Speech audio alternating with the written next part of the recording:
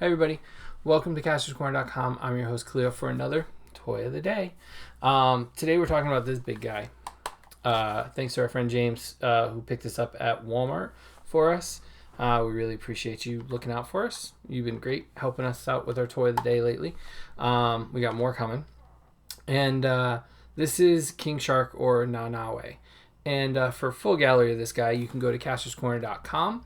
You can follow us. We are at Kastor's Corner on all social media. And you can check out the Cornercast podcast every Monday night up on Apple Podcasts. We took this week off for our summer break. But we're back with a new episode on Monday night with a very special guest. I'm very excited about it. And you'll learn more about it later this weekend. So Nanaue here, or King Shark as he's known in the comics, is part of the new Suicide Squad movie. And I said I was waiting to do this review until I had seen the movie. Well, I saw the movie. Loved the movie.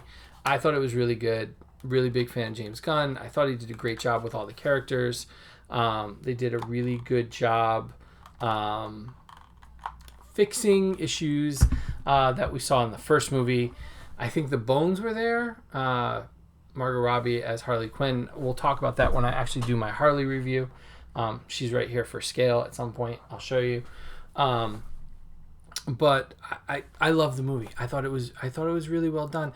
It ran like a comic book. It kind of did like these time jumps that you would see in a comic book where you get the storyline and they go back and explain it. Storyline and then, So overall, I thought it was really good. Sylvester Stallone as King Shark here, Nanaue. He definitely represented the group of the movie. I will say that. If James Gunn, known for his work on Guardians of the Galaxy, he doesn't say a lot, but he is there and really feels like the innocence and heart of the team. Even though he is a man-eating, likes his num-nums, even though he likes those things, he still is really the heart of the movie. So he might be... They all were. They all were. They are all really well done. From Polka Dot Man to Harley to Flag to Bloodsport to here our King Shark. All of them were just amazing. So this is actually the... well, no, I'm lying. Technically, I lost track. I think this is... So basically, Harley came with one set of shorts, which I think were these blue ones. He's still considered a Build-A-Figure. So you can't pop him apart. And so if you get the Harley, you get an extra pair of shorts. You can change the shorts. But the gold label one comes like that, I believe. I really did lose track.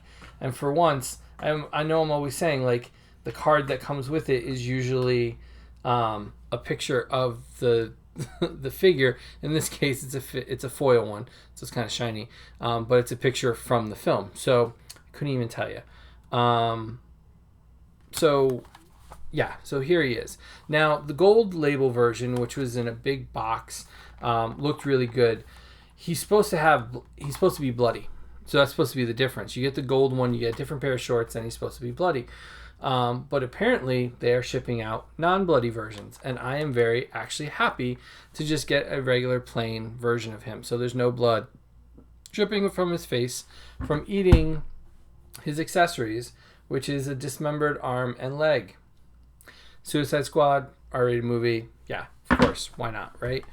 I like the idea that I can pick which outfit he's going to be in, which is really cool. Giving you that option. If you get the big one and then you pick up Harley, you get different options here. I like these, but I'm partial to the blue ones. So I can kind of show you kind of the parts that he is. I didn't want to pop the arms or the head or anything, but he's got a decent range of motion on the head. He can look down, he can look up, side to side. So he's got a decent range of motion. They did something really cool. There's a few pieces here, and they're actually labeled up and down, so you know which is the top and which one's the bottom. I'm a little bit partial to the blue shorts there. I really like those. Surprise, surprise. Flipper hands, good range of motion on those. can't hold anything at all. So he can't hold these arms or legs as he's eating them, because there's no articulation there. There's no grippy hands. There's no alternate hands. I think that might have been one of the things that could have been nice for this gold box one, is to come with, alternate hands as well, as shorts. So what else? So he comes with the leg that he can eat, or the arm he can eat.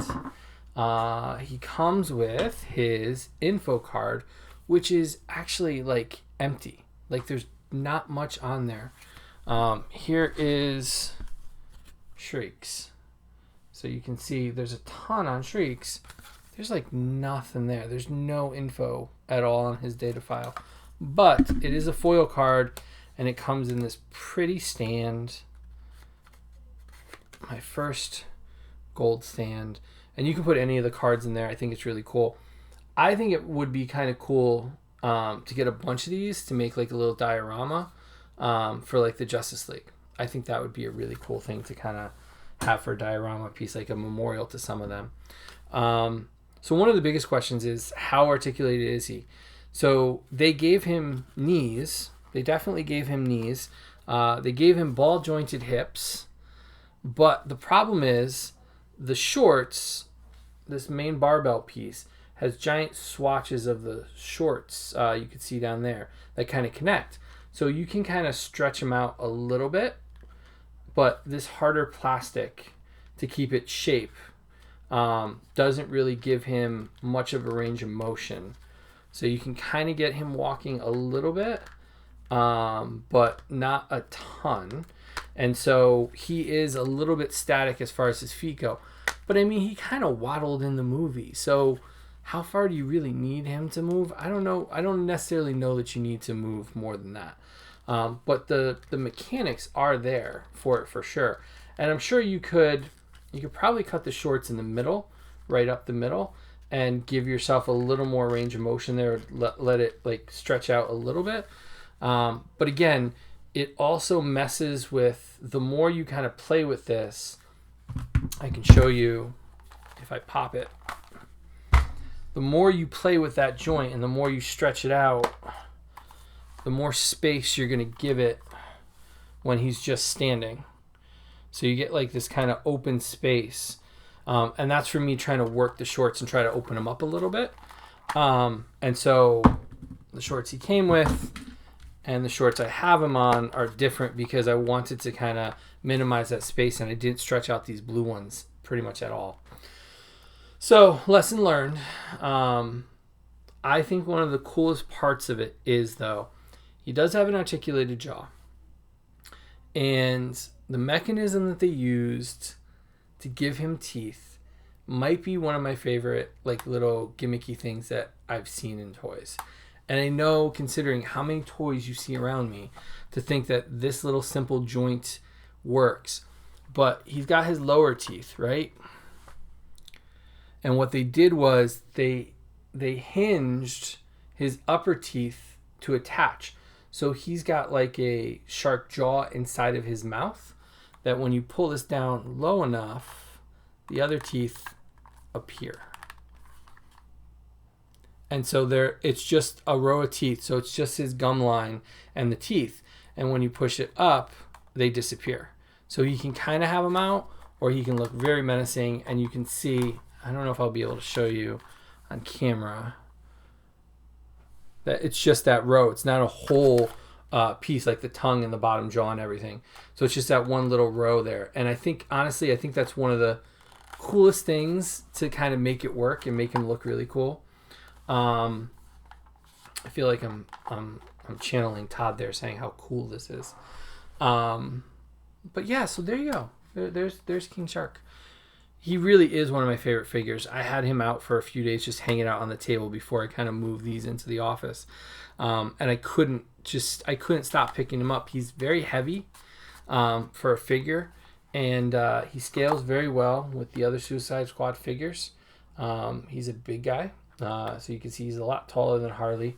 You can waddle along on your desk, and regardless of whether or not I liked the movie, I really knew I was going to love this figure because just having it in hand that day, I opened him up in the car and he sat on my lap while I drove because he was just too much fun to play with. And every red light, I'm playing with the mouth, I'm playing with that, I'm putting these things in and out of his mouth. He's just a fun. He's got the big fin on the back. I know, I'm a big kid. Like, it's just, I don't know how else to say it. He's just a fun figure. Sometimes it's not about the articulation. Sometimes it's not about like all the detail work. But when they all come together and they all look really cool and fun, and the sculpt matches and they look like they're on screen, and then the character in the movie has a little bit of heart to him, and you get this, sometimes toys are just fun. I can't explain it. Like, I'm not going to buy Bloodsport. I'm not getting Polka Dot Man. Harley's the only one I was getting. So I got him, and don't need the rest of them. And I am completely happy he will be my Misfit toy shelf someday, of random figures. Harley might stay. Harley might go eventually someday. But I don't think I'm going to part with this big guy ever, to be honest with you. He's that much fun. So thank you guys for watching. You can check out a full gallery of him on castorscorner.com. We'll do a Harley review in the next couple days for sure. Talk more about her and Suicide Squad. And you can follow us. We are at Kastor's Corner. You can check out our merch on TeePublic. You can check out the Cornercast podcast. We got everything. Every Monday, we got a really big guest this week. We're really excited to share that with you guys. And I'm trying to think what else. Oh, subscribe. Subscribe to the channel. Either here or here. Subscribe, watch another video. Hopefully you guys come back tomorrow night for another Toy of the Day here on castorscorner.com. Have a good night, everybody.